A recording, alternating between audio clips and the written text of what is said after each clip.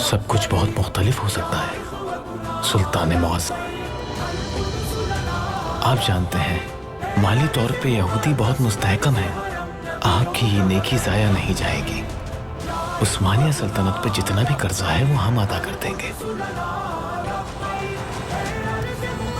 एक ही गुजारिश है, कुद्स में मुट्ठी भर जमीन बेच दें हमें।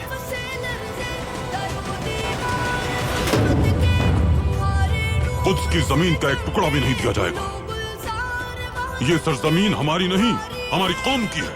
हमारे लोगों ने कुर्बानियां देकर अपने खून से इस जमीन को सींचा है। जिसकी भी नजर इस जमीन पर पड़ती है, हम कुर्बानियां देने के लिए फिर तैयार हो जाते हैं।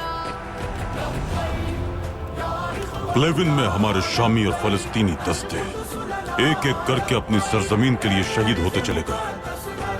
मैदान जंग उन शहादा खून से सैराब रहा। अपने शहादा के खून को हम कभी रायगा नहीं जाने। ये रियासत हमारी नहीं, हमारी कौम की है। कुद्स की सरजमीन अमानत है हमारे पास, और इस अमानत की हिफाजत की खातिर हर मुसलमान अपनी जान भी देने से गुरेज नहीं करेगा।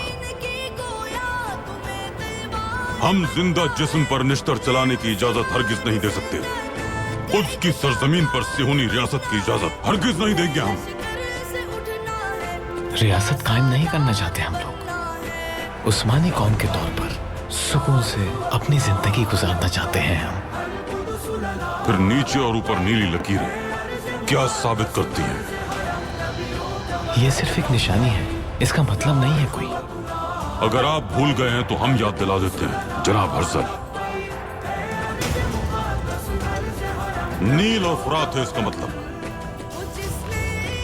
परचम पर आपने इसे बनाकर ऐलान किया है कि आपका इरादा एक नई रियासत कायम करने का है। दरियाए नील और फुरात के दरमियान सिहोनी रियासत कायम करना चाहते हैं आप।